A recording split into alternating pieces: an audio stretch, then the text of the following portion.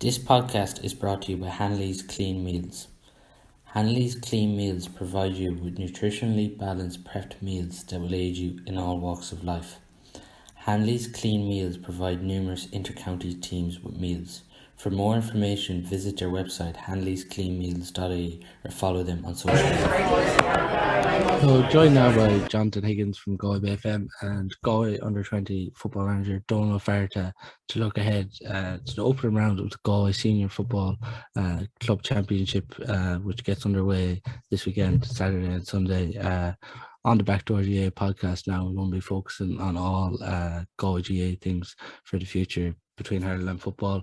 But the club championship has arrived. I suppose, Donal, the big news this week from a Galway perspective, I suppose, was Shane Walsh coming out requesting the Kilmacud Crokes transfer from Kilkerran-Clonberne. And then we seen, I suppose, what the Kilkerran-Clonberne chairman Ian Hines had to say about the transfer. And I suppose it has got a lot of attention. And I suppose particularly when he puts a performance in like that in the All-Ireland final, it's bound to get attention like that.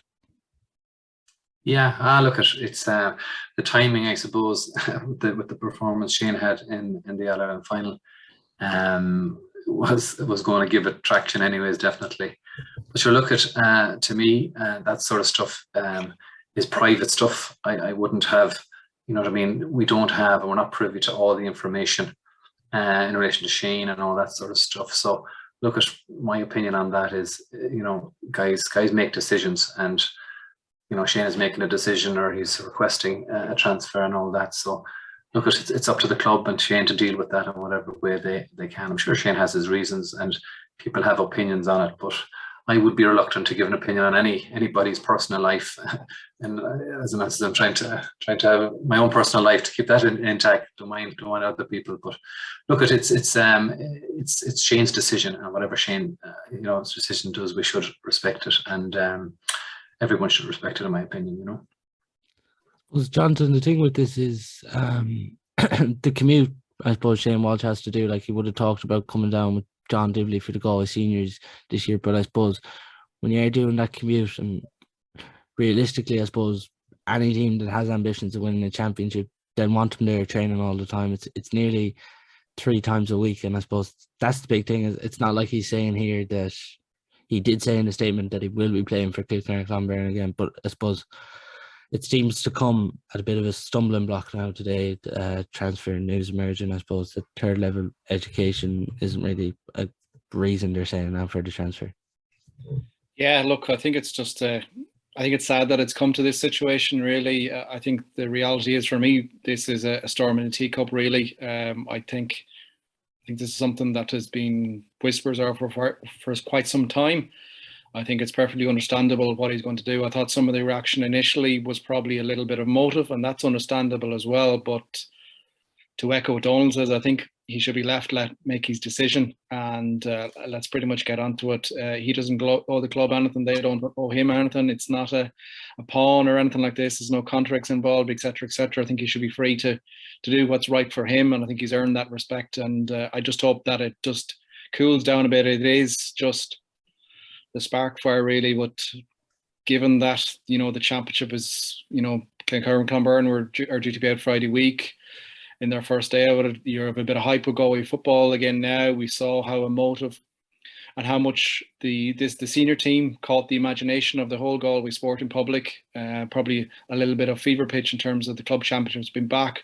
Dublin championship starting this weekend as well.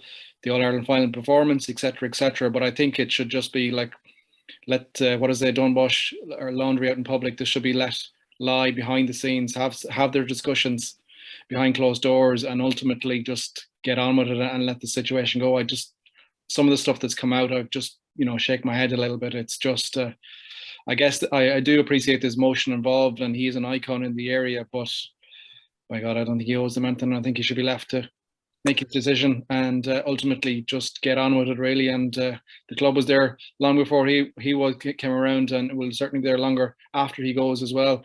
whether he stops playing or relocates or whatever. So I think he should just let go on with it. And I think it's ultimately my biggest emotion of the whole thing is just sadness that it's just got like this. It's almost like a little bit of a sour taste, but I guess c'est la vie. Yeah, it seems to be at a bit of a stumbling block, and as you mentioned, Kilmacud Crokes start their championship this weekend, so this could get... in Parnell Park on Friday night. They'll want to, like, it doesn't really suit either camp really that this is rumbling on. I look, the split season just exacerbates it even more because time is condensed even smaller and smaller. We've seen that with fixtures, whether it be Sigerson, whether it be underage or whatever, everything is condensed down, and there isn't that breathing room that we would normally have after an All-Ireland final or whatnot.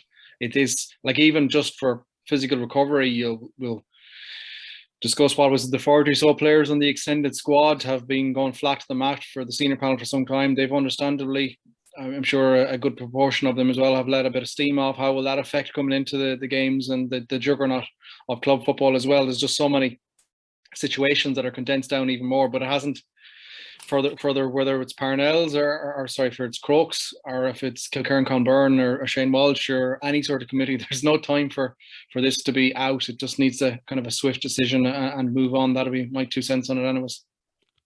I think of what I was hearing during the week that it can go to some sort of a legal wouldn't thing. like the GA now to go down a couple of legal loopholes and appeals and counter appeals and whatnot.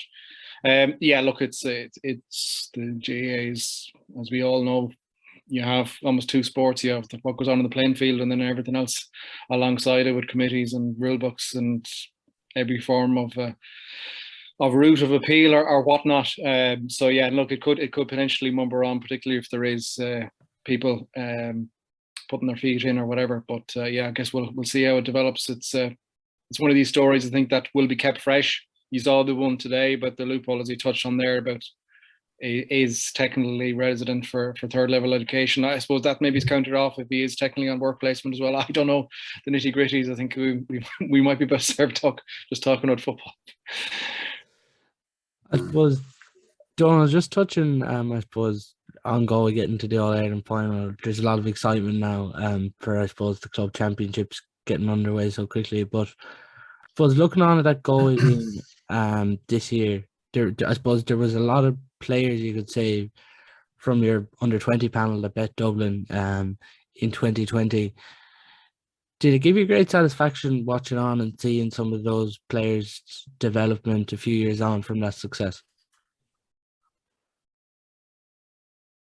I suppose, look, it gives me satisfaction whenever Galway win a football match. But yeah, look, all players that come through, that's part of our remit, part of our job. We think is to try and prepare guys as best we can, and to kind of give them a taste of what's ahead of them at a senior level. That's we've been doing at kind of at minor level and try and bring it up then to 20s, and that not easy, as we spoke there earlier about the window of opportunity that is with the under 20s. But still, you give them good habits. You kind of try and prepare them as best you can. Obviously football wise and all that, especially at that age, because they are very busy. They're in college. They're probably leaving houses or leaving home for the first time in houses, living together, stuff like that. So there's a lot going on in their lives. So it's a big ask, So we try and set that scene for them as best we can, and then obviously the bubble that is inter-county senior football is, it's crazy, and it's I suppose it's more, as you said there, Jonathan, with the split season now, it's more condensed, and there's more of a kind of a bubble now, maybe because there's less time between games and stuff like that. So look, it's busy, but look, it's a good busy. It's not, the way we talk about it, sometimes it's very of something negative. Like, it's positive, and people want to be around it, and people want to be winning games and playing in All-Ireland finals. Isn't it great? And that's what we all aspire to. So look, it's great, and it's great for Galway, great buzz at the minute with the minors as well, getting over the line against Mayo. So again, look, hopefully we can take a bounce out of that maybe in the next couple of years, maybe. And for us, I suppose, coaches in Galway or involved in Galway football, it's our job to sort of kind of take a little bit of bounce on that and try and inspire guys, or help guys along, and try and help guys maybe get to we're going to talk about the club championship now in a minute, but that's important as well. It's not about the county, it's about guys coming back. We'll probably discuss guys that are on that extended panel now, probably chomping at the bit maybe to get some football into them over the next few weeks. That being on an intercounty panel probably, when you're between probably 26 or 27 and 37, 38, you don't see as much ball as you might think. So so look at it's all good at the minute. It's up to us to try and keep it going. Because we would always be thereabouts. We'd like to think so, anyways. But it always helps with confidence when guys get to matches and win matches in Croke Park. It gives you confidence, and underage is no different. So, and the minors as well. Hopefully, that'll give guys confidence that they. I know ourselves over the last few years, a lot of those guys have been involved in the senior panel would have, been in Croke Park before, would have won games and lost games, and stuff like that. So that's part of their development, I think. There's loads of kind of stages of development, and that's one of them. So, Pádraig this year, the development of that panel, I think, you couldn't buy what they got this year between the Armagh and the emotion of that, and obviously getting as far as the final, and even the tactical thing about the Derry game and how the management would be so delighted with that, probably coming through that tactically and stuff. So look, it's a lot of good stuff going on. So look, to learn from it and to develop and try and move on. You particularly seen, I suppose, the buzz this year, Jonathan, from I suppose being with Galway FM in the lead up to, I suppose, the All Ireland final, seeing supporters and everything. Yeah, it's been bananas, really, hasn't it? It was initially quite enough. It's a long year now when you think back to the first day out in the FAD League down in the Dome. League campaign very much on and up, and it just snowballed the whole way through.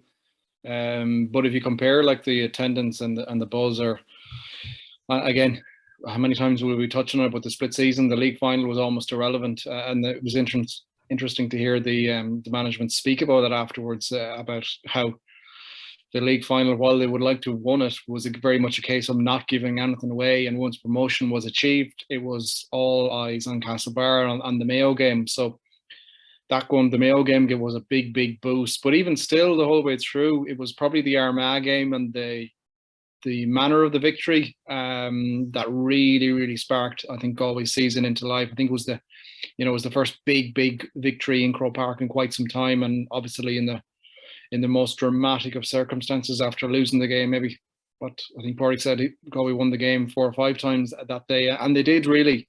It was a brilliant performance, just littered with a couple of mistakes, and Armagh took their opportunities, and then it led to the most dramatic of scenes that you'll ever see in Gaelic football, with the penalty shootout, and that really sparked it into life. And I think that grabbed the county into life then as well. Really got on it, and it was interesting. Like, we did a piece there visiting all the panel members' parishes in the build up to the program, and I just couldn't get in complete awe of usually Galway. I'm thinking back to 98 and 01, it's a little bit more reserved, and you'd always make the comparison to what it was like maybe compared to across the border with Mayo in the final appearance. But they were a bit more reserved, but this was all out. I think if you stood still in some parts of the county for long enough, you'd end up with a flag or a sign or something on top of you. It was that really emotive. Everyone got into it. It was great. The place was full of colour. It was the number one talking point.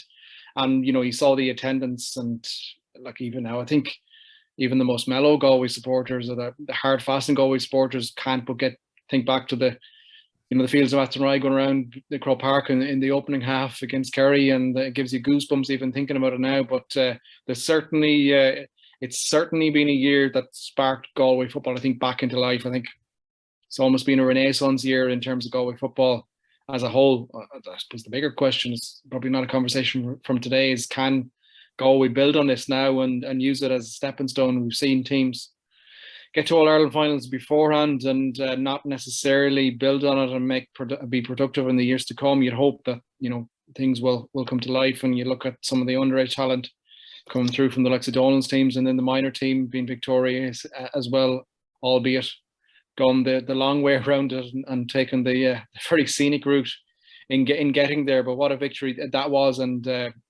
there's certainly building blocks, and I suppose this all adds to what is usually a very competitive club scene. And I think you have some real. I think it's you know, with the club scene coming around so quick, there's part of you going, oh, I wonder, can I get up for this again, or whatever. You look at the fixtures, you look at the groups, you look at Group 1 in particular there, and I think you're like almost, I know personally, maybe I'm a bit of weird on that in that regard, but it's almost like child at Christmas morning sort of situation here again. The games are coming thick and fast, and it's really exciting. And you saw Mountbellew, Moylough getting over the line the hard way last year after years of heartache, and it's just, I think the championship is set up so well here. I think you've three solid contenders there, and I think we're, particularly with the format being just a little bit more squeezed. We don't have that crazy, what do we call it, an NFL draft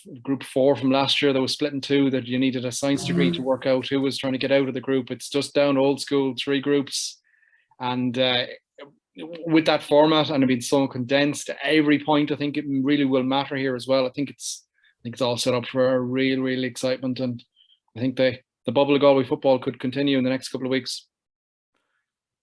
I suppose just to explain the format before we get into the games. So in Group 1 you have Corofin, Oughterard, Spittle, Moycullen, Stars, Leicester. Then in Group 2, Annaghdown, Mountbellew, Moylough, Berna, St James's, Carrow and Salthill, Annaghdown. And then in Group 3, Killannon, Milltown, St Michael's, Galway, Carstran and Moylough. Top 2 from each group get through, 1, 2 and 3, so that makes up 6 teams. Then I think it's the best placed third team, and then a playoff between the other 2 third teams will decide the quarterfinal appearance. Donal, Jonathan talks there about 3 contenders, and I suppose the narrative going around is that this year's championship looks like it could be between Corofin, Moycullen and Mountbellew, Moylough. Do you think that will be thereabouts? I suppose you wouldn't be too far off there on form and the last couple of years, and on the sprinkling of county players and stuff like that. It'd be hard to argue against that.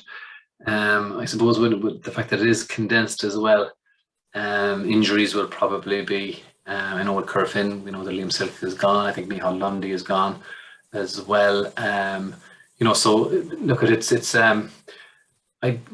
kind of the first couple of games, there'll be a bit of sparring going on, I suppose, in some of those group games, but definitely it'll heat up fairly quickly, and it's exciting because obviously with the county scene as well, there's a lot of players now that are probably trying to get maybe on a senior panel or push them, or the guys that were probably outside the 26 are going to be trying to push as well, because again, as I said earlier, they haven't played probably as much football as the guys that would have been, coming on as subs or starting 15s and stuff like that. So it's intriguing, and it'll be, again, no more than Jonathan there. I'm looking forward to going to games and to seeing guys, and the long kind of sort of year that they had Galway as well. I know from an underage setup that the longer we stay together, the more we develop and stuff. And there's been a lot of that in regard to the Tailteann Cup and stuff like that. And I've seen that at 20s and minors level. I know that guys just overnight can change and overnight, but like they get better and stronger, and you can actually see them grow, especially when they're younger. But you see that as well in squads. So hopefully the bounce again from the intercounty training with Porrick and Cian O'Neill and John Divley and Scan and these guys, hopefully guys they'll be getting better and stronger, and the S&C and stuff like that. So all of that improves the club scene as well, in my opinion, and that's important because the guys that are say on the 26 and are there for a while, they need to be tested as well at club level, and the standard, just looking through the 3 teams we've led there, but there are other teams, Clare Galway are there, Annaghdown are there as well, kind of in and around that, Salthill, Annaghdown with Jono, sprinkling of county lads there. So underage success there, underage success in Clare Galway, we're always talking about that. So it is, the guys will fancy themselves, because probably maybe Corofin don't have the aura, I'm not sure of that, but with Liam gone, and if Micheál is gone as well, they're still obviously the ones to beat, along with Mountbellew and Moycullen. But I think there's any 3 or 4, maybe 5 teams that would fancy themselves. Maybe look at, if we get a run at this and get a good draw and this sort of stuff, all of a sudden you'll find yourself in a semi-final, final, and that's the way they should be thinking, I think, because there is a good sprinkling of quality footballers all over the county, from guys that are coming through, I know, from underage, you know, in a lot of clubs. So it'll be interesting to see how they progressed over the last maybe year or two. So looking forward to it. No more than yourself, Jonathan. Looking forward to it, to get into as many games as we can. Jonathan, you talked there as well about the 3 contenders. Are they the ones for you as well? Oh yeah, no, absolutely. I think it'll be quite a jump, really. I think if it's neither of those 3, to be brutally honest with you, and that's not being dismissive. There is going to be challengers, and I think you'll have some very even games throughout. But I like you know, put a bullet to my head right now and pick a winner. It's Corofin. Won the league at pretty much at a canter.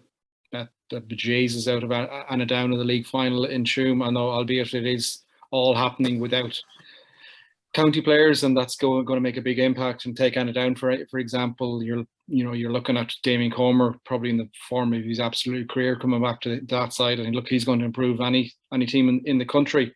But I just think with Corofin having got caught, and the manner of the way they lost the final last year, I think that's the pep and the step again that they potentially need. A new manager, Kevin Johnson, has come up here with a point to prove. He's had a very good CV to date, and they were quite impressive. And that's more based off watching them as the way they performed and their style of play, and how, just speaking to a couple of the players afterwards and speaking to Kevin as well, I just got a good aura out of them. And I think Corofin will be in their minds thinking that they want to get back in charge and here again, and ultimately kind of show who's boss.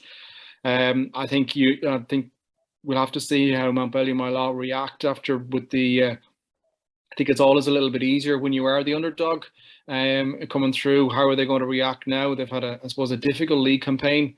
Numerous factors in that, whether it be, obviously missing a significant amount of players that have gone on to represent the Maroon and have been pretty much chopped away from the league panel. Suspensions and whatnot after the Pierce's game. A couple of guys moved away, a couple of players moved on as well. I think they'll certainly be there and will be a very, very difficult team to beat. But Moycullen as well.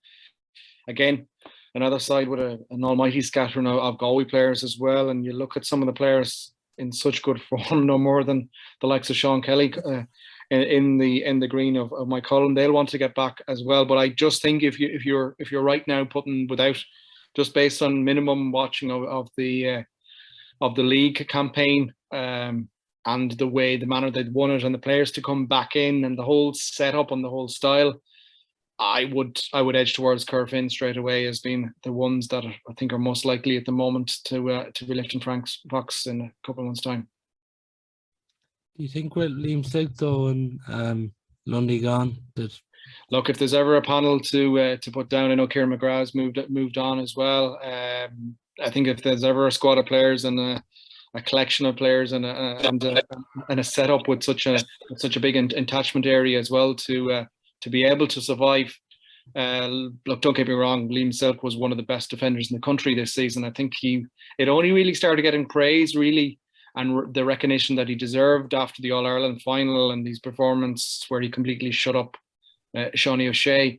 Up until then, he had an absolutely outstanding both league and championship campaign for Galway. Obviously, a huge loss as well. But I think if there's any setup ready and being able to manage losing players of that quality, it's probably Corofin's, and they still have, I think, a good bit of strength and depth. And you look at some of the players coming back that didn't play in the league, the likes of your Ian Burks, the Farrers, etc. I just think that they will still have enough, and they'd be before a ball is kicked, they would be my ones to, I'd say most likely, as I said, be lifting Frank box.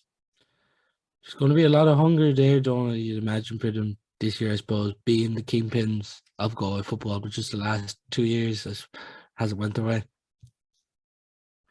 Yeah, it's a different dynamic, all right, and I suppose the changeover really with the fifth season, the Gizzy McGraths and these guys gone, and McLean is gone, and Miall is gone as well.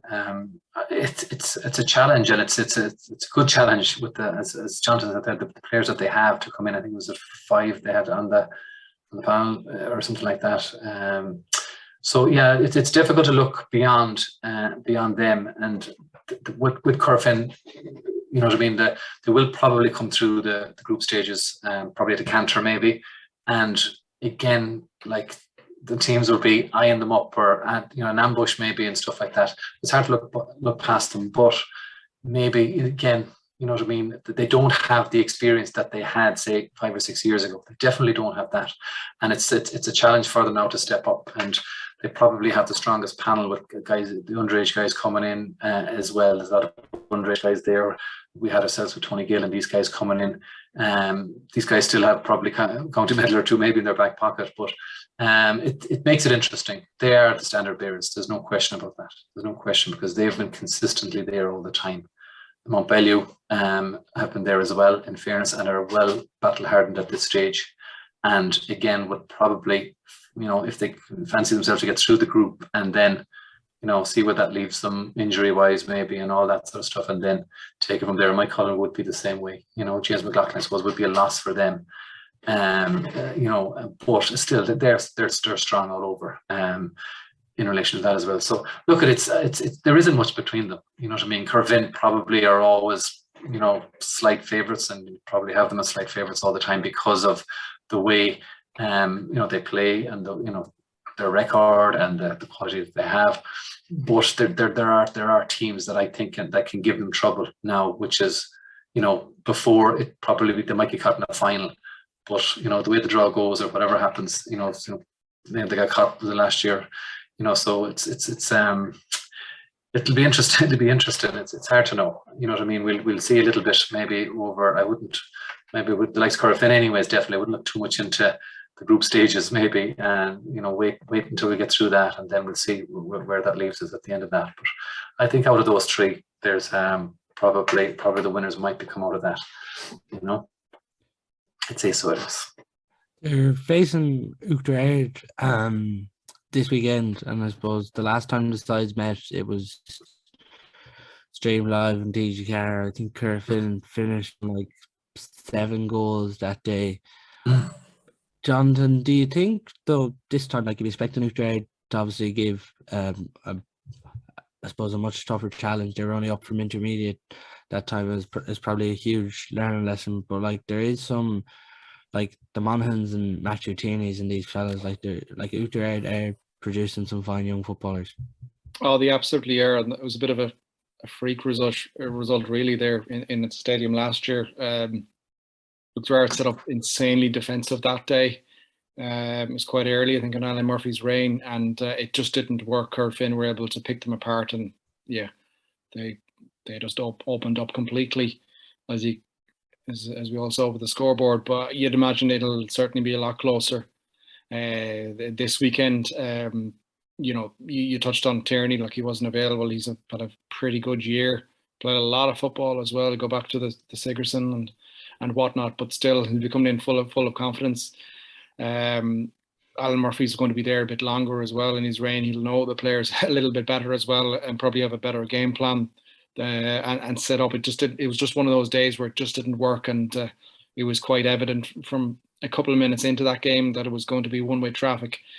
But I look, it's a game where I expect Corofin to win, but I don't think it'll be anything near the same level of scoring. But like, you look at Group 1, and that is very much, for me, the group of death, if you want to use that awful cliche. But it's just like the way the structure is set up. Every single point, as I touched on early, is so important. And even the small little thing of, like, you have for the quarterfinals, you have all the tops, all the number ones, and then the best number 2 are seeded in the quarterfinal. Like, that could potentially make a big difference, because you look at it straight away. Had it not been unseeded, you could potentially be looking at a situation where, it's, say, you'd probably have to expect Corofin to potentially, and/or Moycullen, to be battling for number 1, number 2 in Group 1. They could be playing the likes of, they could be drawing against Mountbellew, Moylough now. One of those most likely isn't. You would have to expect, you'd imagine, out of that trio, that you're definitely going to have 2 number 1s,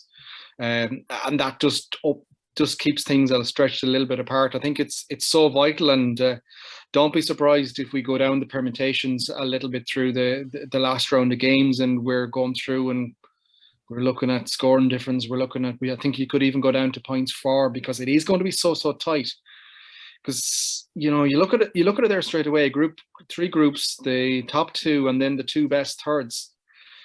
You have to get your calculator out straight away. I am that sad. I have a spreadsheet done up here to bounce it out, because I think it is going to go to that level of where I think every point will matter and will have a big say, particularly.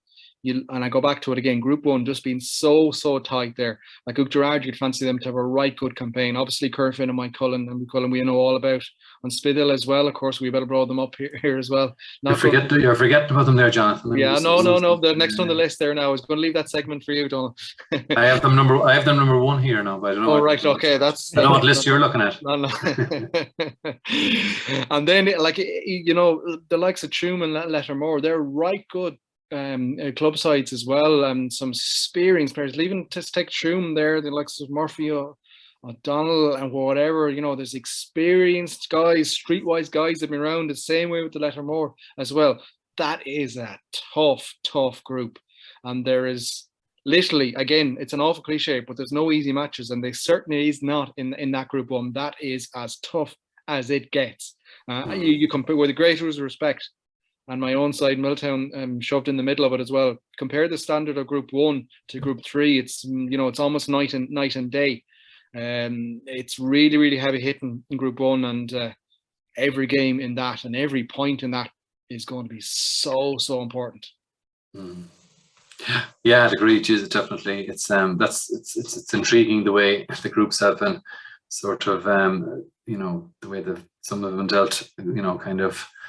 I suppose matches against Corofins and Moycullens and stuff like that can go either way. You're looking for a performance sometimes, maybe, or you don't want to lose heavily. It's a difficult one for managers. How do you come up against these guys, or how do you set up and stuff like that? So, but definitely Group 3. I'm just looking at it here. All right, yeah, it's definitely everyone there would fancy their chances probably. Absolutely, it's wide open. Yeah, like trying to predict the winner. You know what I mean? Like this, yeah, it is, and which is again, it's great. Like that. You know what I mean? Those are the games you want to go to, like, you know what I mean? So yeah, it's definitely something to look forward to, And even in Group 2, you see even the first one, Salthill and Annaghdown, I think they're playing Barna the first one, aren't they? Yeah, stuff like that, local stuff, and you know what I mean. Salthill will fancy their chances there, and stuff like that. But yeah, there's a lot going on. There's a lot going on even in the first week. So. And you flip into that as well, the fact that you do have 2 game weeks in a row, which that's right. Yeah. Game management, how sides restructure and they turn around for some sides as well. Exactly. After not playing a lot of ball, for players might not have played a lot of ball now, they're into 2 insane games in a row. How are they going to set up? Are you managers going to target particular games? The amount of conversation topics here and points of view is literally endless. It's real intriguing. Yeah. But Donal, for your own club, I suppose Anton O'Lee's injury is a big blow. Yeah, he might be back maybe towards the end of the campaign, but it's a big blow. And look at we would have a small group of players. We have a good few young lads coming through at the minute now, but again, they're younger lads. It's difficult, and one of the difficulties with our club as well is the dual club, and the split season really has it's difficult for a lot of our players. Some dual clubs don't have. Moycullen, for example, wouldn't have the crossover. We do. Our crossover will be 80-90%. So it is difficult. Our lads are fantastic. For the people who wouldn't realise the work that they put in to keep their bodies in shape. We've had 2 or 3 years of it now with senior, we went up senior there from intermediate and stuff like that. But it would have been going on even when we were intermediate as well. But the work that some of them guys put in and mind in themselves, it's unbelievable. And kind of last year we kind of got caught with injuries. A couple of years before that we were so lucky. It was tipping along nicely. Last year got caught. This year hasn't been too bad now. Anton is a big loss. All right, but that was the unfortunate sort of thing. But no, look at we're hoping obviously to Thomas Costello's in now. He's doing a fantastic job. He's working hard with the players and doing a bit with them. Sometimes myself trying to play a bit and stuff. And the buzz is good. They've had a good league campaign. You know what I mean? And so they're looking forward to it. They're playing Moycullen on Sunday. Again, How do you set up there? It's a difficult one. I suppose you need to stay in the game as much as you can and stop Moycullen stop their running game, I suppose, and kind of they can bore holes in you from any part of the pitch. So look, it's a test for our guys, but our guys for the last 3 or 4 years have really, I think, anyways, taken to senior football very, very well, and a lot of guys have really progressed and developed, and so. I'd have, be hopeful and, for them for the year. It is a tough group, but there's a lot of games there. We'd have, Derby obviously Litchmore up. That would be a big game our side. I don't know where they would play that, but that'd be a huge game.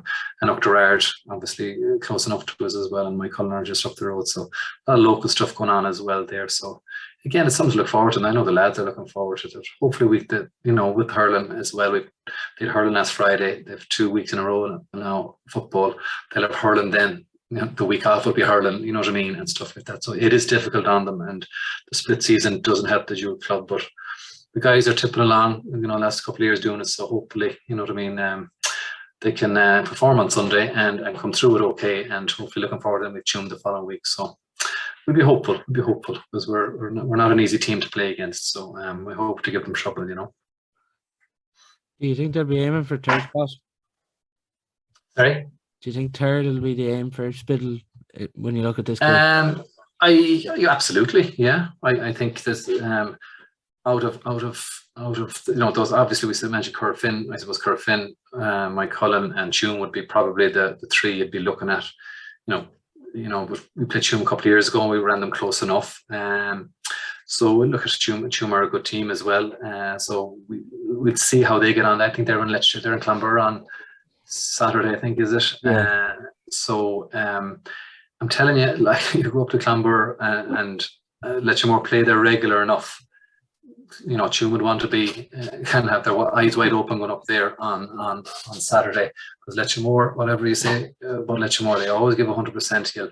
You'll know, even ourselves when we played ourselves as Fado, when you play against Litchmore, you play against them. They're tough, they're hardy. They've had a good year. Obviously, last year, unlucky in the Connacht final just to lose out at the end. They had a Comortas Pellet then, where there was a good big bit of buzz back there. They played okay. They beat in the semi-final, obviously, against a good Cork team. But they had that. They kind of regroup now again and go again this weekend. So look, they'll relish that now up in Clonbur. Tighter pitch, you know what I mean? Good heart, good, 100% all that. And they've got good players there as well. And Sean Andy's still playing great football. Colm is there. We have him with the 20s as well. Colm McDonagh, Warren is there.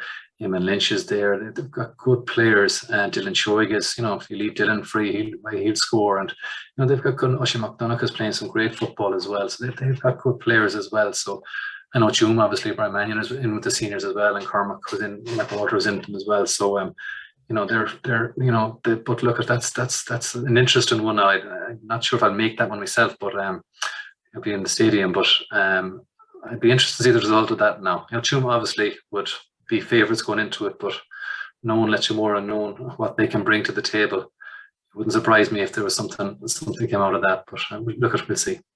We'll see how that one goes. I suppose it's been great this week. Seeing, I suppose, all the different club information in the Tuam Herald, which they compile every year about the different clubs. Fantastic to see. But something eye catching today was when I was looking at Moycullen, Jonathan. Don Canallan's obviously managers, but his selectors this year, Mara Sheridan, Paddy Moore, and Kieran Murphy, Kevin MacDonald, Carl Clancy, and Sean Clancy. Like it definitely has to be one of the biggest club management teams, anyways. Yeah, no, it's huge, and there's a huge overhang there, isn't there, from the Sigerson there as well, the NUIG team that were victorious, got over the line. And I was joking with Donal there earlier on that one of the coldest nights of the year was down at the under-20 game against Mayo down in Bacon. One to rival it was the Sigerson final in Carlow. It's a tough battle between the two. You talk about tough battles in the championship. 2 tramps of nights, 2 nights that I think I'm still just about slowly getting warmed up from. But there was a little that they were a very, very well prepared team as well. And I'm probably more referring to the backroom setup there as well. And there's a big overhang, as we said there, on it. And yeah, no, it certainly caught my eye as well when I was reading Billy's piece in. Just got to put it out there. The work that Billy Cost has put into that is phenomenal. Certainly one of my first reference points. Anna was there was and probably will be for the remainder of the campaign. But yeah, no, you are. It's pretty eye catching there, isn't it? The whatever happens, Moycullen on the pitch, they'll be prepared off. But anyways, that's I can tell you that for nothing. Donal, you throw, I suppose, Peter Cook back into it, like with James McLaughlin being injured, and I suppose Cook not being with Galway, like you'd imagine he's very fresh, and it just adds to this Moycullen setup. Yeah, you'd imagine. Peter's, I assume he's around. I knew he came home and he was around. I was talking of him going again, but I think he stayed, and I'm not sure what the situation is, but I think he's playing. He's around at the minute. But yeah, sure, Peter's a fantastic footballer, and can play midfield, can play centre forward. You know what I mean? Like Moycullen have, like, they're great pace around the team. You know what I mean? They've got great options, great legs, and you know our lads will, you know, want to try and stay in it as much as they can on Sunday in relation to that. And I'd be worried about runners from deep and, you know, breaking through off the shoulder, stuff like that. For Moycullen going, they go for the jugular, they go straight at you. There's just no messing around with them. They're all intensity. But from what I've seen last year, the last couple of years, that's the way they play. You know, the Sean Kelly kind of, you know, so he's the leader there, and you know what I mean. And so, you know, again, the guys that were on the bench, I suppose you're talking Desi, Paul, Owen Gallagher, and Owen Kelly as well. There's 4 of them that were on the bench, and 3 of them weren't used in the All-Ireland final as well. So they said at the beginning there, I hope they're not, but they could be chomping at the bit to get some football in them, and you know what I mean, get back, you know, and get in Porrick's kind of get noticed again, you know, because a lot of guys are probably on trial, you know what I mean. Again, guys are outside the 26 for Porrick, so they're on trial again now. So that's something they need to think about, you know. So, and which is great for us, the spectators. Like, you know, that's what I'm looking forward to too, is to see the reaction of guys, and you know, the guys that were on the senior panel, especially, the, you know, how they've developed and, you know, trained and stuff. Because, you know, all the time, in my opinion, you see guys that are better. They're better for intercounty training. They come back better. I've seen it over the years. Our own club going back 20 odd years, you know what I mean? Fellas that were in the panels, when they come back, they're better. You know what I mean? They're better footballers, and they're, you know, they're better developed. So, you know, and playing with better footballers gets you that, I think, as well. So well, Moycullen definitely have the guns, I think, to trouble Spittle, I suppose, trouble the whole thing. But hopefully our guys can stick with them, and they will. We can trouble them as well. Liam O'Keefe has playing some fantastic football. Liam on the under 20 panel this year, and Finian is to come in. Hopefully, when Finian comes in to the squad, he came in this week, so he give them a boost as well, and he's important to us. So they'll need to mind a couple of guys. We have a couple of guys too that can give them trouble, so they'll need to keep an eye on us as well. But keeping them out will be the main thing for us, I suppose, to you know, get a good defensive setup, and I suppose to be able to slow them down as much as we can. Won't be easy. And if we're just to, I suppose, finish on that group for now, Jonathan, because there's 2 other groups to get through as well. But you're obviously looking at Corofin, Moycullen here, as we said, huge contenders this year for Frank Fox, but for the top 2 spots. And like Donal has talked about, Spittle aiming for 3rd. But if you're looking at it, do you expect Tuam to get the 3rd spot? I do. They've been a good bit of form in the league. Change of managers, Kevin Reedy, I think. Kevin Reedy, yeah. In charge there. And that's one of the dangers of the split season. I haven't seen as much league club football as I normally would. So there's a good bit of unknown, not good bit of unknowns, but there's certainly a bit of homework to be done to be preparing teams, and a little bit out of the loop. But they have been, by all accounts, had a very good league campaign as well. Look, they're a seasoned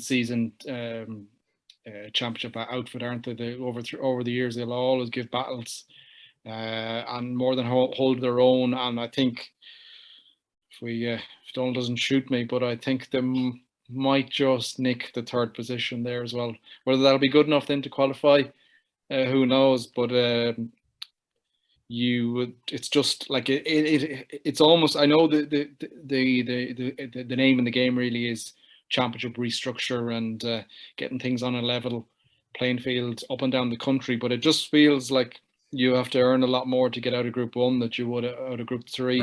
And then also on that, given that the fact that you're going to be basing the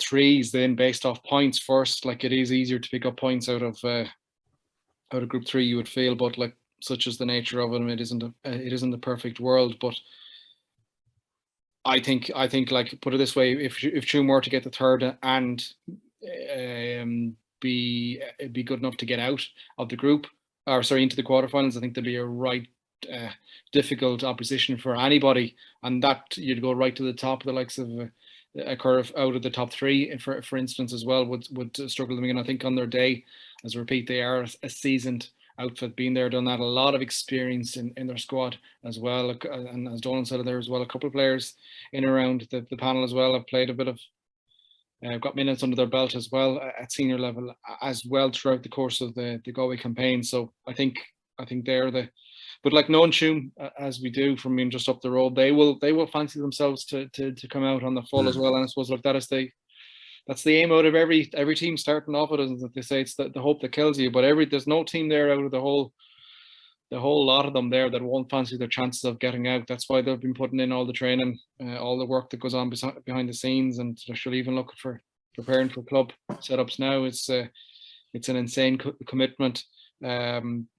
But I suppose to answer your question, yeah, I would edge towards Tuam being to finish third there. Moving on to Group B, Donal, I suppose Annaghdown Mountbellew is probably one of the ties of this weekend on Sundays in Tuam Stadium. Last year, of course, went extra time. Mountbellew had too much in the end, but I suppose it was a quarterfinal last year, wasn't it? Was it a quarterfinal last year? Yeah. Yeah, it was like there's almost flashbacks of the Galway Armagh game. Mountbellew had won out the gap and then just went a couple of Hail Marys and a couple of goals, wasn't it? Yeah. Like out of Nobles, then opened up with a couple of goals themselves in extra time, but it was a real game. Yeah, I'd say look at Mountbellew. I know from you know what I mean, that I suppose they had a lackluster maybe league campaign, all right, but again, it's difficult when there were so many missing from their panel. You know what I mean. So look at it again. There's a lot of the bit of the unknown, but again, back to the kind of the county lads on trial, and you know, Billy Mannion was in and had a positive impact on the Armagh game and stuff like that. Jason Foley, I think, got some game time as well. Obviously, Owen came in towards the end in the All-Ireland final. Obviously, John Daly had a fantastic year. You know what I mean? He was a fantastic footballer and great leader there around the middle and stuff like that. So look, they have a lot of quality, and they'll probably be looking to, again, no more than Corofin and Moycullens, is to, you know, make sure that they come on top and get through, you know what I mean, and kind of regroup over the next few weeks, obviously by winning games. This is the thing. That's why, that even back to Tuam, even there, you know, going to Tuam will probably target, obviously, the first 2 games, obviously, it's Litchamore and Spiddle, and, you know, those 2 games would be ones that they say, look, if we get those in the bag, then we have a couple of free shots maybe against Moycullen and Corofin and stuff like that. But, you know, look at it, the form book mightn't allow that, or doesn't allow that sometimes, but Mountbellew, I think, should be okay. It's not an ideal start for them. They probably would have maybe not fancied Annaghdown, because Annaghdown are usually sticky enough, you know what I mean, depending, not sure how they're going at the minute, but I'm sure once they're playing Mountbellew, they're going with Damo back now, is going to give them obviously a little bit of a boost as well. So that is a tough one. It's a tough one, but I'd fancy Mountbellew to come through that, and I think it would be important for them to come through it, maybe just to give them that, you know, that start and that little bit of confidence to get it all going again. So because, you know, yourself, a loss in your first game of any, you know, just put a little bit of pressure on, especially the quick turnaround a game next week again. So, you know, a lot of teams will be put a lot of emphasis on this game, you know what I mean. So it could be, you know, that could be a dinger now. But I would fancy Montpellier maybe to come through that, you know, maybe, you know, not by much, but I'd fancy them to kind of, you know, because I think it is an important game, and they'd regard it as an important game, especially the fact that it is Annaghdown, you know, after last year and stuff like that. And Annaghdown would be one of the contenders as well. You know, they'd be one of the ones, the dark horses, if they do get a run at it. You know, you wouldn't like playing them in a quarter or semi-final or anything like that, you know, because they've got good players as well. So, but I kind of fancy Montpellier maybe there to do the business, I'd say, anyways. With Montbellew this weekend, I suppose there's maybe a bit of uncertainty of who they're going to have available. I know Michael Daly was injured for the club sevens. I think he's got knee surgery as far as I know this year. Barry McHugh's in Chicago. Colin Murray's away as well. Like if they're down injury players, it definitely evens this contest up. And then you take Owen Kern not with Annaghdown at all this year, Jonathan. Yeah, no, there is I think Barry McHugh is the big one out of the well, obviously Mike Daly as well. We don't know. I saw him; he was at the sevens there, but he wasn't hogged or anything. I don't know. It's been kept. It's one of these unknowns that I described earlier. Not sure if he's going to be available. Huge. It's going to be a huge impact. You feel on Montbellew's campaign, whether he's available or not, was exceptional last year. I think Barry McHugh as well is a big one. Like he was. I know you can look at the likes of maybe Patrick Kelly, who's probably evolved himself a lot more, particularly in the latter half of the Galway campaign, where he's gone from, it's probably what we played well in the FED League, came on against Leitrim, banged a couple of goals, and then he kind of went from there and then turned into almost a completely different player than what we witnessed him play, or a different role really than what he played for his club last year, and turned into a vital cog of the Galway senior setup as well. He's going to be going back full of confidence. But McHugh was such a vital cog in the campaign last year, as he has been for the last couple of years. He was pretty much their talisman, a very reliable free taker as well. That's one of the setups really of the, I think we were all, well, we not all, some of us that I was watching it there last Saturday night, Sunday morning, the Chicago semi-final, and you'll just look at the abundance of intercounty players on show over there, and part of you is like, well, this is great to watch, but another part of me is like, is this really right? Is this really what the split season was brought on for? Are these players going to be back in time? Spoke about GA red tape and rule books and transfers a little bit earlier on. Are these all going to be back in time for their clubs? I think there's a certain window that they have to be there. So I just, hand on heart, I'm not sure if he's going to be around, but he is going to have, like the two of those between himself and Mike Daly, that's going to have a big impact. John Daly, who's possibly one of my most favourite players, has been just, I suppose, brought to a new level. And again, it probably goes back to that Armagh game as well, doesn't it? Really, where he's in an absolute exceptional year. But I think it's slowly but surely people are starting to realise just how good a footballer he is, and his performances up and down were just astonishingly good. But like, is he going to be a man marking role now with Damien Comer in at the stadium on Tuam Stadium on Sunday? If he is, that's worth every bit of a mission fee alone just to watch that. But I think I'd have to echo Donal's points there as well. Despite maybe a few unknowns with Moycullen or Montbellew, Moylough, and the whole little bit of how do a team react when they are the kingpins, not the chasers anymore. But I think you would still have to fancy that Montbellew just have a few more aces up their sleeve, even with a couple of them maybe being at a couple of question marks. I think they'll still have enough, and you would fancy Montbellew to come through in that one. But that, for me, it's definitely tie of the weekend. I hope that's one where I'm sent. Let's put it that way. Donal, I suppose the big thing with Annaghdown is, like, I suppose down through the last few years, like Frankie Burke and Damien Comer have, like, they have a serious partnership in there, but they do contribute the majority really of Annaghdown scores. Yeah, and I suppose I was delighted to see Dermot Kilcommons on the senior panel this year. Dermot was with us there last year. He kind of came in, he was playing the hurling and stuff, and wanted to come in, so we were delighted to have him. Dermot's a fantastic footballer. His brother Dahi as well is at the age. I'm not sure if he's starting for them or we will see the next day, but again, good potential in Dahi. Jack Dowd we had as well, who's a very good footballer. I think has a great potential. He is he's of the I'm sure he'll be playing. I think he was in the panel last year as well. So there's one or two coming in, because if Annaghdown are to be contenders going down, I know, and the Malarkey still around there, and then the years ago as well. But players like that, they need something that they probably didn't have, maybe, because I seen them once or twice last year, and I'm very impressed with them. You know what I mean? I thought they were, obviously when Damo was firing, that brings, the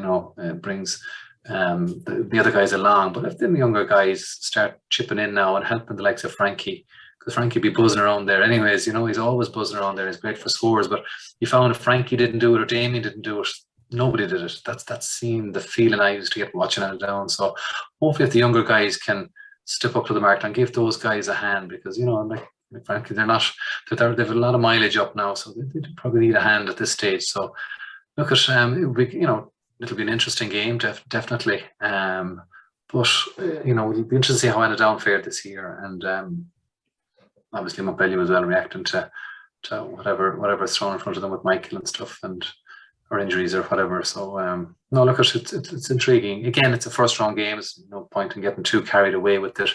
But I would expect Mountbellew to not target it, but kind of say, look at get this off and up and running now, and fucking get the first game under the belt, and get through the group as easy as we can. What Corofin probably might do or usually do with these groups, you know what I mean? And then again, injuries. I know I've said it once or twice, but I think that's absolutely kind of vital to most teams. Maybe Corofin, maybe to a lesser extent. Obviously, their panel might be a little bit bigger than most quality-wise, but definitely, if any team gets a couple of major injuries, that will have an impact, I think, down the line. So. No, looking forward to it. Yeah, hopefully get to that game as well. That's one definitely to get to. I'd say there'll be big crowds as well at the weekend, I'd imagine. I think the weather's promised okay as well, so to look forward to, definitely. Yeah. So Tillenberna is the next one up, and I suppose there's real interest now with Salthill this year. Probably have been underachievers at senior level for the success there's been at minor 20s. John O'Mahony's in. We've seen what he's done with Galway in 98 and 01, guided Leitrim to a Connacht title. I suppose that's why there is such fascination to see, can John O'Mahony get the most. I suppose out of this young Salthill team now, Donal, with Sean Armstrong retiring. Yeah, we played them actually in a challenge at the beginning of the year, and they were up and running very early. Now this is back in whenever it was, January, February. So that's a long time ago, and they were in the boot room at that stage, I'm telling you. So there's a lot of work gone into Salthill this year. You can be sure of that. I suppose the guys coming back, the county guys, obviously Rob, Tomo, Carl Sweeney, and Daniel Flaherty was in there with them as well this year. So that was again going to bring Daniel on, and again he's with us of the 20s. He's a fine footballer as well. I suppose the management team is there's a lot of experience in the management team. Army is there, and Finian is there. I think Des Sheeran is training them, I think, as well, isn't he? Des was with us with the minors as well. And Norman would have done a lot of work underage as well. You know what I mean? So he would know a lot of the players. So definitely, there's obviously they're keen to try and kind of I suppose turn that underage success into something at senior level. Now, I suppose there is a lot, when you look at the management team, there's a lot of experience there that's not playing anymore. That's what I kind of would think. And there's a lot of younger guys there at the minute. So look at it again. It's intriguing. We'll see how they go. The guys coming back, obviously Sweeney and Tomo and these guys, and there'll be a lot expected from them now, and they're still very relatively young. You know what I mean? So probably isn't as much experience there, maybe, to trouble the, I don't know, famous last words, but maybe to trouble the top three we spoke about there, and other teams like Tuam, for example, still have a lot of experience, and you know what I mean. So Salthill, it'll be interesting to see how they go. You know what I mean? They'll have no fear, and they've got obviously fantastic footballers. So that will be Barna this year. I think, from what I hear, anyways, there's a lot of guys gone.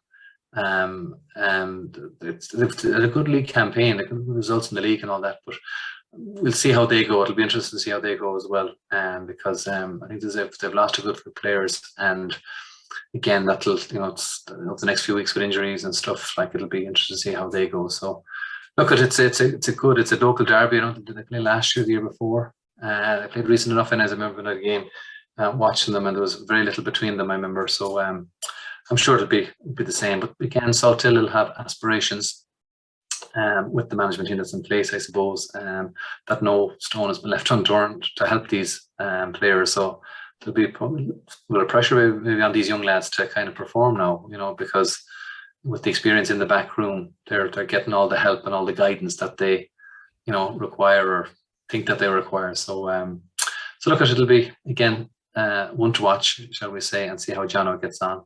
Fair play to Jono for stepping up to the mark as well. He's a long time on the road now, John, but he's passionate talking to him. He's passionate about football, and that's his passion. So he's doing something he loves. So we'll see how they get on.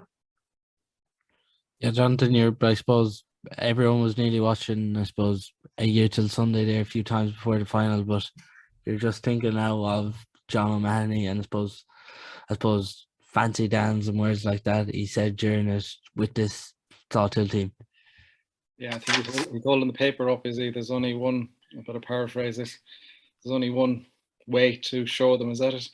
I think we spoke about the fever pitch mentality. That was definitely something that was, I know that WhatsApp was just blown up with the clips going round and round.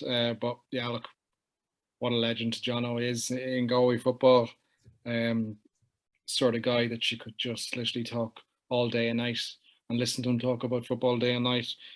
One interesting thing that he did say from speaking to him about when taking this job was he was pretty much only going in if he had the backbone there of the setup there from with the local maybe DNA, if you want to call it that, and they've got that as well. And back rooms, there's a bit of I think there's a bit, maybe not obsession, but it's so important.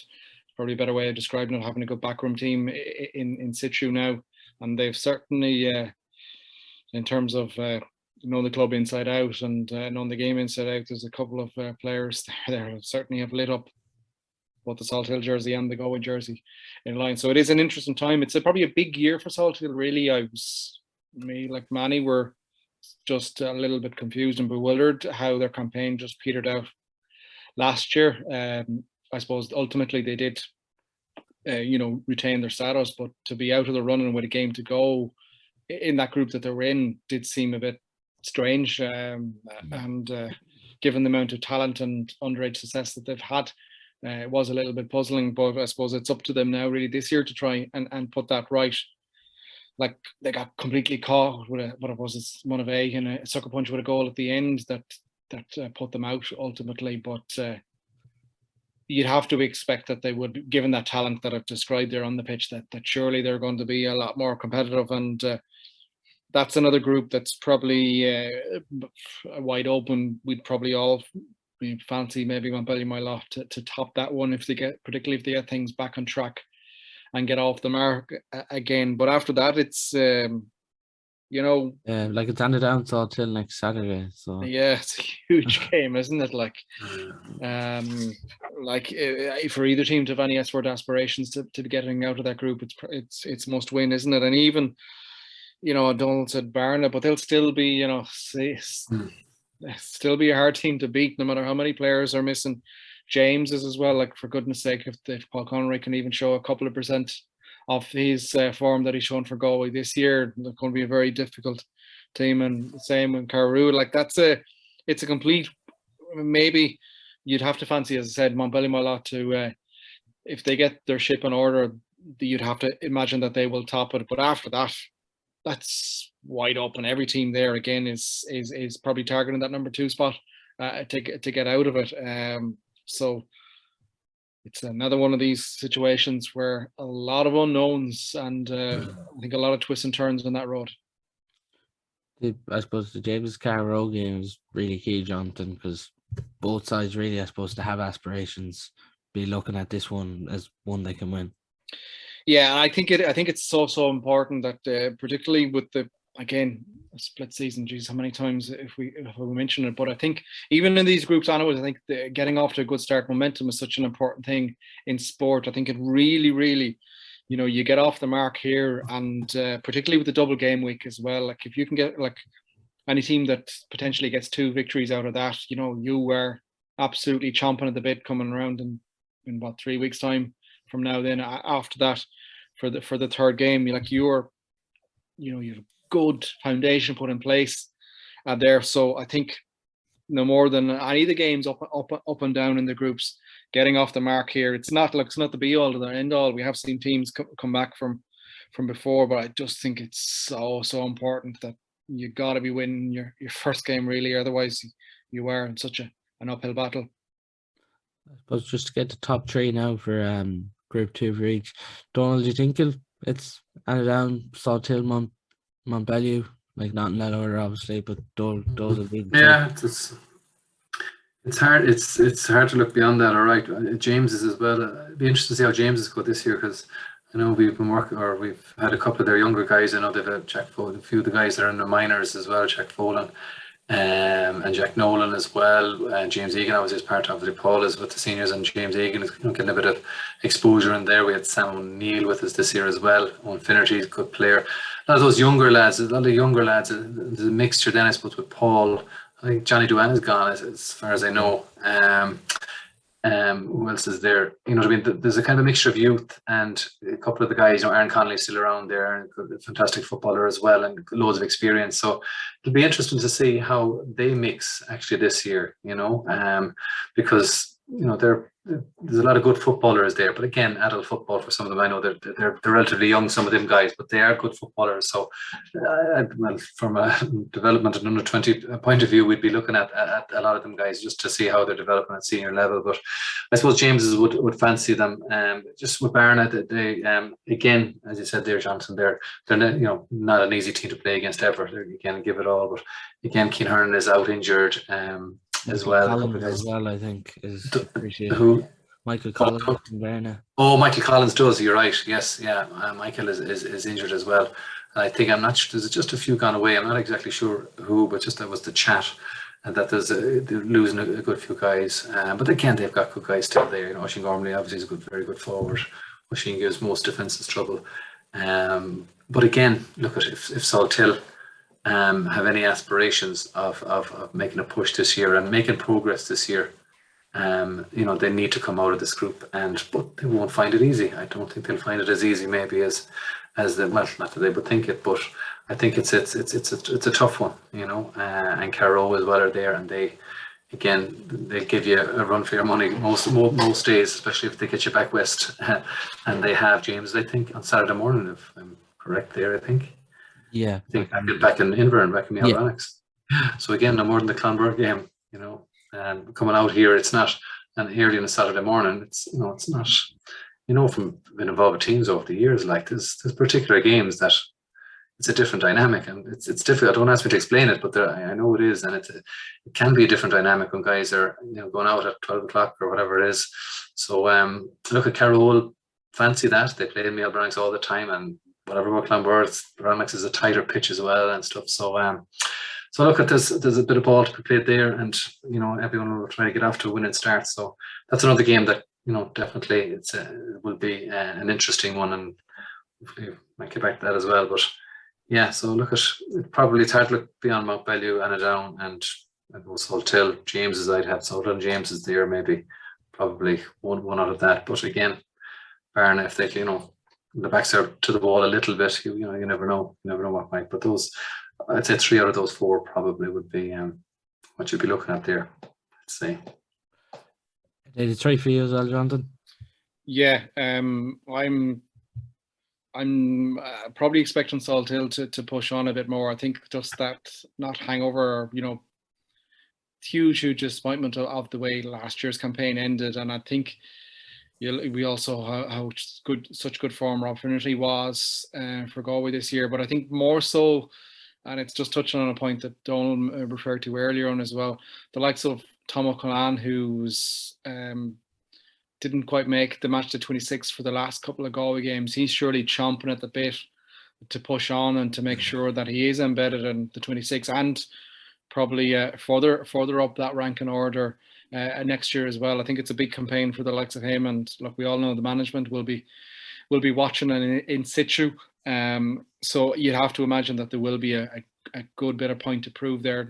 Not that he needs to prove to anybody, but I think he will have the chomping at the bit there, just to maybe put a reminder out there as well. And you look at the like called Sweeney, etc., Flaherty as well. I think there's enough there if they can click into right. And I would have to expect or anticipate that they will push on a bit more. But I think it will be that three: Mountbellew, Annaghdown, and Salthill.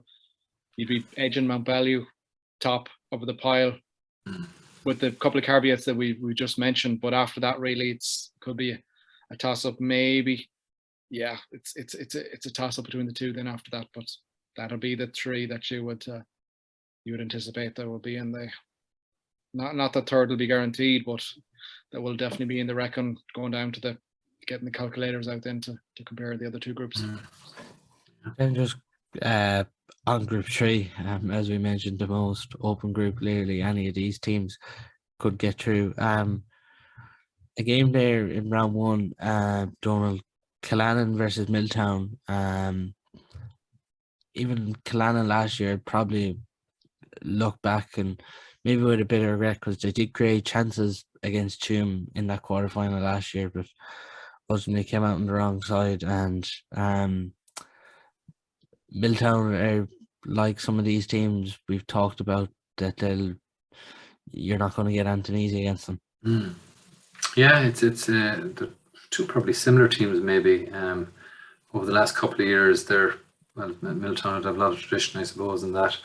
I remember, I think we beat them there a year or two ago. Last year. Was it last year, was it? Again, probably a lot of good footballers. They're probably, I'm not sure if they're contenders. I think the other teams have kind of have moved on a little bit.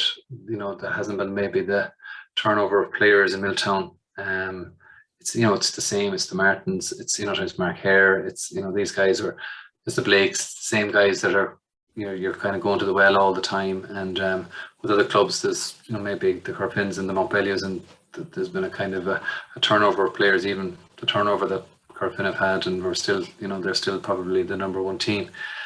So look at again, Killannon as well are one of the strong, well seasoned kind of senior teams. So that's a toss of a coin for me, definitely. Looking at that one, and again, this is a group that, as we mentioned at the beginning, there's a lot of teams that would probably fancy their chances. Of getting through. Like out of there, pick a top two out of that. Jonathan, you can do that one. Like you can pick the top two there, because like we haven't gone to Clare Galway, but you look down there at Clare Galway and you're thinking, the potential, and similar to Salthill, and I can list out loads of players.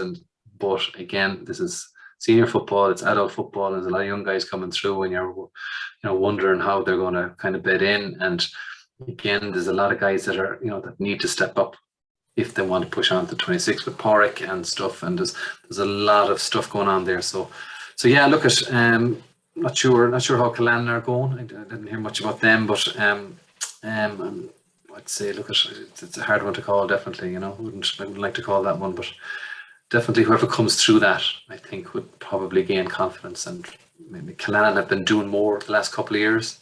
Milltown have been kind of flattering a bit and going well. I remember they played a league game out here. Was it last year, the year before? And geez, they were flying it. They were very, very. Mike Martin was flying it. Markey was flying it. They were all going well and stuff like that. So definitely, if there's another kick in them, I think they can. They can get through this group. I fancy Milltown to get through the group now. They know to be one, definitely at the top three. But there's other teams that are eyeing it up as well. So tough one to call. You can call that, Sean. It's an easy one to call, isn't it? Milltown top. There you are. Should have saved me a couple of minutes of talking there. Just said that. No, like joking aside, I take off my scan hat and put it to one side. I think it is completely wide open. It isn't really there. And the biggest thing that you can probably describe it is that every team in that group will fancy not just getting out, will fancy top spot. Because it is that, I don't know, do you want to call it the Europa Conference League or something like that? It doesn't feel like the same firepower that's in Group 1 for argument's sake. I think it's almost given us the perfect balancing act there, if you want to call it. There's so many unknowns in the group, really, isn't it? The biggest one I think you touched on there as well, Donal, is just Clare Galway. Like, such a big attachment area, such an amount of, you look at every underage team and it's Clare Galway right down the spine of it. Such talent. I think Danny Cummins is back. He's back, yeah, I've seen him, yeah. As well, like, Jesus, how good of a club player was he before he moved on, even for Galway as well, but he was just insane when he broke on to the club scene. You know, so much talent. Jack Lynn has had a very good year. I know he's wearing a boot. Is he? Yeah. He was, well, the morning after the All-Ireland he was. I don't know how serious that was. It seems to be boots thrown turnaround as well for this weekend. Yeah. But you'd imagine Conor Flaherty has to be close to coming back as well. Like, he was first choice goalkeeper before that injury against Roscommon. You know, the big names there. It's just a case of you know, if you want to, probably the biggest comparison is the likes of, like, if you take, and again, this isn't me trying to be disrespectful, but if you take the talent levels between the likes of, say, Milltown versus Clare Galway, it's night and day. But the sum of the parts, you'd nearly fancy Milltown in a battle. I don't know if you call it, to quote another foreign sport, Mourinho, football and DNA. Sometimes you just need to get over that line, and there's nothing like when you are on the heat of battle, just to have that line in the sand to be able to go back to. But it's a big year, I think, for Clare Galway. I think if they are going to push on, I think they've been threatening for quite a while. Talent is definitely there. You'd probably have to maybe just edge them, but this is so wide open. Like, every team, Killallen, such a good team as well. Look at the Sweeneys, how good form they are in club football. Johnny Heaney's had such a good year as well. Milltown, we kind of discussed the old dogs. Even Michaels, they've been growing. They've been one of these teams that's been bubbling along. The thing there is, though, Eamon Brannigan not available for the first few rounds for Michaels. It's a big loss. It is a big loss. But, you know, they've you know, had a lot of underage success as well. Coming to that era now where those teams are coming through into the, not quite the peak years, but into the peak incorporation years coming through. Clare Galway trust Carl Strand as well, and Monavea, like, always, like, talk about coming through the group that they came through last year. Threw a bit of a rattle at Corofin for that game in Athenry for the starter as well. Eventually, Corofin had the firepower to open them up. But, like, Killian McDade didn't play a minute of football hardly for them last year. How good has he been this year for Galway to come back into that sub as well? So it's just like to anybody that, you know, is saying with any conviction really here who's come out of this, you'd have to be a little bit skeptical, because I really would struggle. I think we could talk for the night here. Any one of those teams can go on a bit of a, talk about momentum, any one of those teams can go on a bit of a spark of a run and go through, but it's just so hard to call it. It really, really is. It's, all the teams are such a similar rank in my mind, from the first step back looking in, without having seen a lot of them. It's just so hard to call. Yeah. Just in watching Clare Galway the last year or two, to be honest, I was very impressed with them in patches. I think it with them is every year, if they're progressing and developing, I think they're ones. I know there's been a lot of talk about it. I don't think they're at the high levels yet of a Corofin or anything like that, and there's been a lot of talk about them being like Corofin just because of the population, but it's not like that. If they've got a good group at the minute. They play some good football there last year from what I've seen. And again, obviously Jack is important. Of Conor Campbell is again with the county scene as well and stuff like that. And Fla, like, you know, is a fantastic goalkeeper and can be a quarterback there for them, like, and can really, you know, add something to them. Off the crossbar there was it last year whenever he did that. You know what I mean? You know, yeah. So like they have. If they get it together and stuff, and with the likes of them, and even you mentioned Michaels, there's a lot of good lads there that we would have come through with the 20s as well. Colin Gallagher is there. There's that young Somerville, I think, was involved in minors this year. Colin Marr, there's a good few of those guys as well that are coming through. So the groups, I think, give the likes of them and the Clare Galway an opportunity, and Carla Strand as well, or, you know, these, to give them an opportunity to build on. And even though we're talking about a group of kind of very similar sort of probably potential and all that sort of stuff, whoever comes through that group will, you know, be strong. I think there's a lot of teams there that kind of say, look, if we come through this now, we'll be stronger at the end of it. You know, you're going to get your your 4 games or whatever it is, your 4 or 5 games, and so that's the way I would be looking at it in that group. If it's a Killannon or a Milltown or a Clare Galway or a Carlisle or a, or Michaels or whoever does come through there, Carlisle, I think they will be stronger, again, and wouldn't, be afraid of anybody after that, because you're going to have to be well seasoned then. And the weather is going to get a little bit, probably by that stage, is going to be a little bit colder and a little bit wetter and stuff like that. So that'll be slowing down your Corofins and your Moycullens and your probably, as well. So that's why I'm definitely looking forward to this year, because there's a lot of stuff, obviously the Galway thing, Galway football at a high at the minute, but there's a lot of guys as well, got a good footballers around, and there's a lot of younger guys that I would have known obviously for the last few years coming through as well, and it'll be interesting to see how they develop and play at adult football and progress in the last couple of years. So it definitely is an interesting group, definitely. All right, yeah. Just with Carlisle as well, Donal, I suppose it's interesting. Cormac Ban obviously had to retire a lot earlier than he would have liked due to concussions, but he's in as coach this year. Like it's one of the most interesting things. Yeah. Well, like no better coach, no better forwards coach, anyways. Yeah, look at Carlisle, and Johnny is there. Obviously, we'll have Johnny over there. Johnny McGrath, I suppose, is one I think that for the future, definitely. I'd be surprised if Johnny doesn't. He's in Park at the minute. He's still young and developing. He's definitely one that could push on in the next few years, hopefully. Kyle O'Neill we had there as well. Kyle O'Neill is a good footballer as well.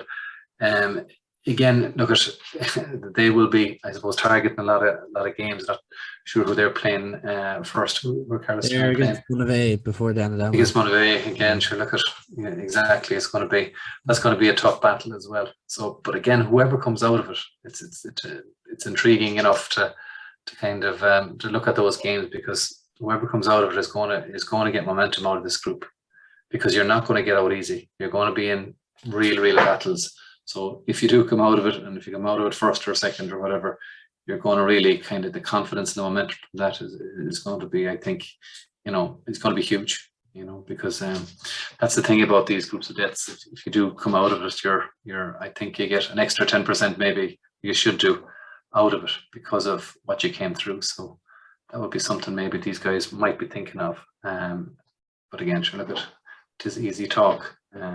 But we'll see how it goes. Yeah, that'll be a ding dong one, alright, So, Jonathan, if I come to you first, I suppose the hardest question probably of tonight. Who's your 3 here?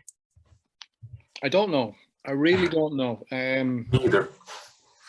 Like, I go back to what I said earlier. I think anybody that says with any sort of conviction here is right is a spoofer, because it's such a level playing field here. And the point is that I think every team here is probably targeting top spot. That just shows how wide open this group is. Any of those teams can go on runs and be quite difficult to beat. I'll put on my, I really don't know. Like, on paper, Clare Galway are probably the most talented squad in there and have the most potential. But we've seen, look at Salthill last year. They didn't get out of that 4A, 4B group, or whatever you want to call it. You'd have to imagine that if they continue and they spark, they have to be one of the 2 out. I'll be shot if I don't say Milton don't come out. So there we go, Clare Galway, Milton. Come back to me for third in a couple of minutes when I try and work out the rest. And Donal, who are you 3? Yeah, well, look, it's difficult. Clare Galway probably.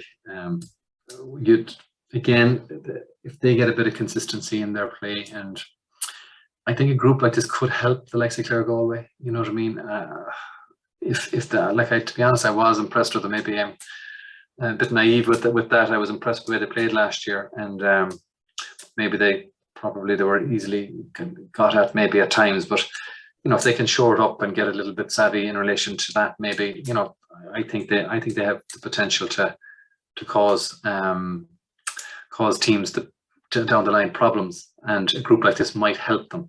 It might battle harden them a little bit. Maybe that's looking in. I'm not sure, but so they could be one. After that, I think it's wide open. Obviously you'd be looking at Killannon just because of their experience and all that. But then I suppose Milltown is the same. So Killann and Milltown, on experience, but don't be surprised if the younger, the Monaveys or the Carlstrands could, there'll be a couple of not upsets, but there'll be a couple of kind of results there that probably might be surprised with. So, but look at if I was putting the money, if I had any on it, I'd probably go maybe with the little bit of experience there with the Claregalway, maybe Killann and Milltowny kind of. I'd be veering, but that's just from watching them teams more over the years, maybe, you know what I mean, and then probably progressing a little bit more over the years. I suppose Milltown were in Spill's group a couple of years, so I've seen them. But look at whoever comes through, they got to get their house in order, and they got to get, you know what I mean. They're not going to get it easy, they got to be right. And the first weekend there, I think, will make of all the groups. I think the first weekend there is more important, I think, than groups 1 and 2, because it's so close and the teams are a lot tighter, you know what I mean?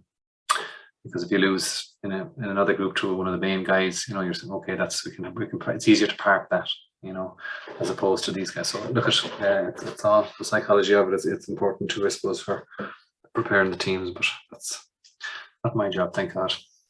It's easy enough to talk about it.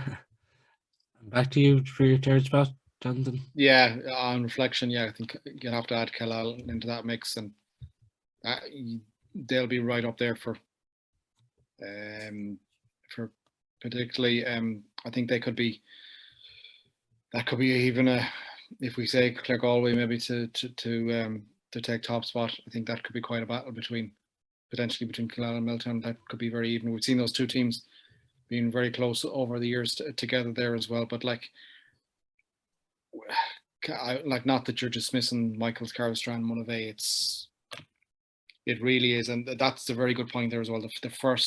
The first game in this is going to be so important. There's no real one team there that you say, to hell with it, there isn't a Mountbellew, Moylough or whatever that you expect that you're going to get beaten with, and then you can move on and almost target other games. This is just, as we said, such a level playing field. This is the one group that you would imagine come the last round, we're calculators out, we are watching twists and turns, because I think this one could edge either way. And as we touched on a little bit earlier there as well, with that only 2 of the third place positions going through to the next round, it's just intriguing, really.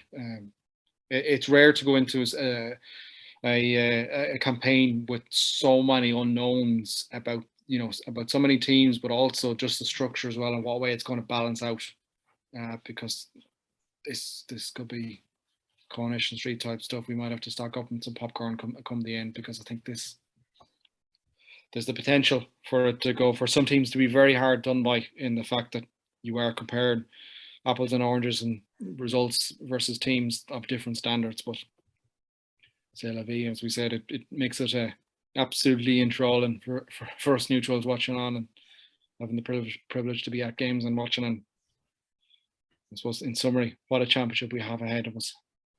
Yeah, absolutely. A huge championship awaits us here, and there's 2 games being streamed on Saturday on Galway GA, with Corofin and Oughterard, Barn and Salthill, and then on Sunday, Carlstrand and Moylough and Annaghdown Mountbellew being streamed as well. So some huge games to look forward to. 9 games this weekend in the senior championship, and there's sure to be some upsets as this weekend as well. But Jonathan and Donal, thanks a million for your time. My pleasure. No bother.